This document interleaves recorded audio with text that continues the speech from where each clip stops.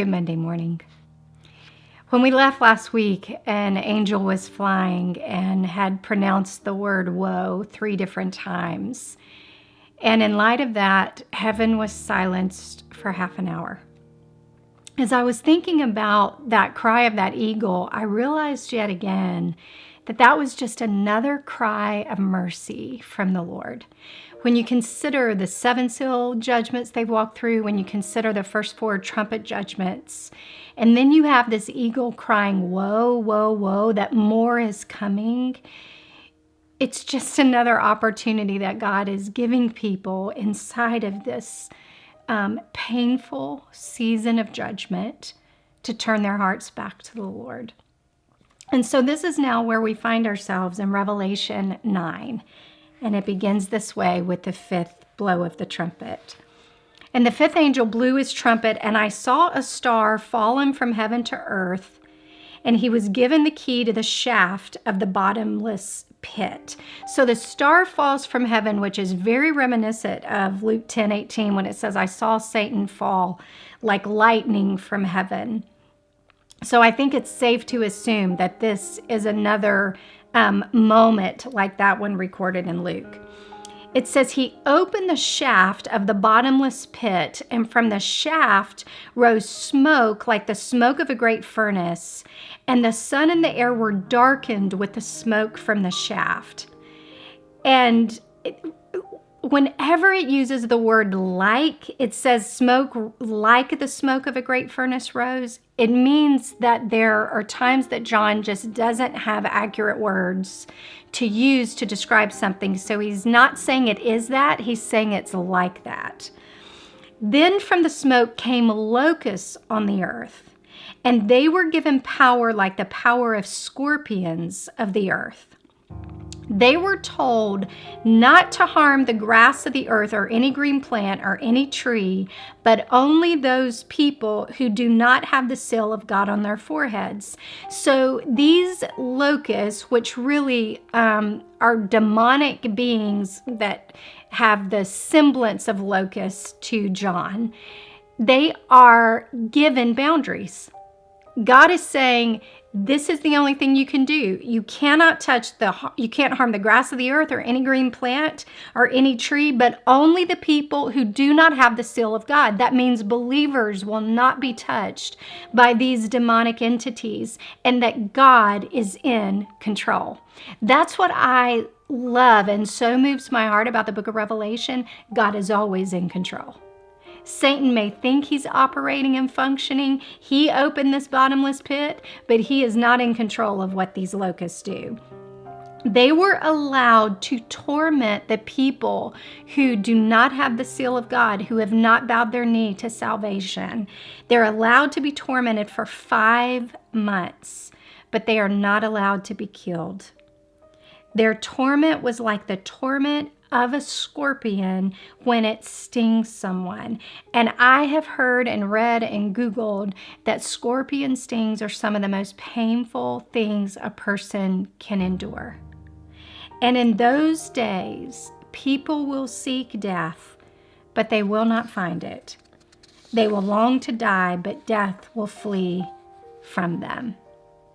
So here these demonic entities are allowed to torment people for 5 months with this sting, and yet they are not allowed to die because all of these are boundaries that God has set up. Now, where are they released from? It says they're released from this bottomless pit.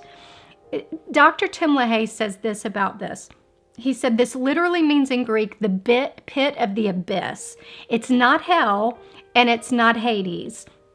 It's been suggested that it may be at the bottom of the great gulf fixed in Hades, which separates the place of torment and the place of comfort, described as the abode of the dead. A study of Scripture indicates also that there are 2 different kinds of demons: those that are free and that live in this spiritual realm and that torment our lives and that we have to encounter and battle in spiritual warfare.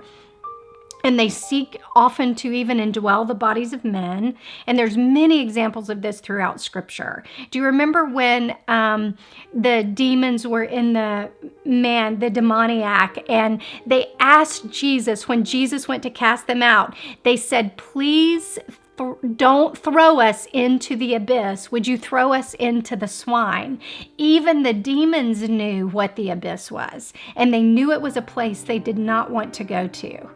And so it's this place of darkness where demons are confined and into chains of darkness, and they're reserved for judgment. They were reserved for this time.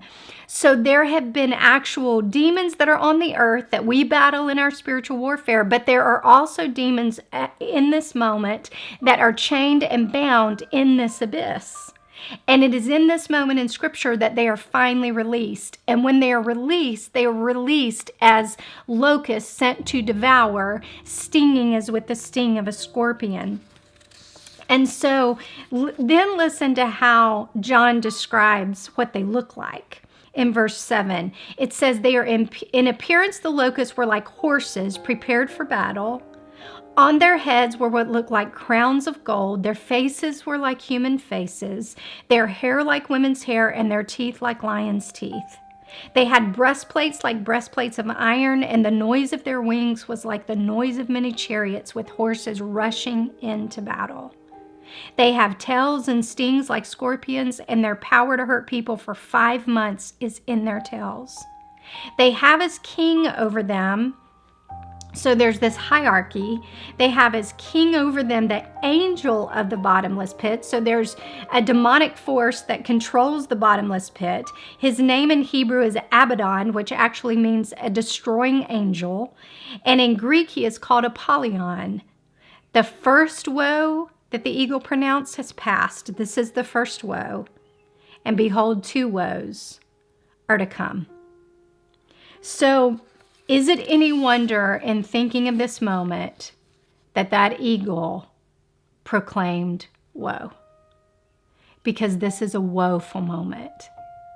So Denise, why would a merciful God allow people to go through such suffering? Well, let me just say this, as horrible as this moment will be, it will in no way compare to what a life of separation in hell would be like. And so God in his mercy allows in this moment people to encounter a torment that is in just a small way that of what would be in eternal separation from God, in the desire that their hearts will turn back to him. So to me, that is extravagant mercy, and they're not allowed to be killed. So they're not allowed to be taken out of this life in eternal separation from God. So think about it. Why do people who have cancer endure because sometimes the prescription is worse than the disease, right? So why did they endure chemotherapy or radiation or immunotherapy? Knowing what it may do to their body, they do it for the healing that they know it can bring. And so God allows the same things to occur. Matthew 10:8 says this, "Do not fear those who kill the body, but cannot kill the soul. Rather fear him who can destroy both soul and body in hell." And so he is a merciful God. And this is a revelation to every single heart that is encountering this, that Jesus is still there. And do you know what would change all of this torment they're walking through? Just one cry of surrender to Jesus. And the same heart of mercy that he turned in the Old Testament to the children of Israel at the sound of their cry, and the same sound of mercy that he turned in the New Testament every time someone cried out to him, and the same heart of mercy that he gives to us even now when we cry out to him in a place of surrender will still be available throughout those 7 years of tribulation. That, my friends, is the God of mercy that we have, and the Jesus that continues to invite us today, on this Monday morning, and even in the Monday mornings that will come then. My prayer is that we pay attention now, hoping that we will never have to know what that moment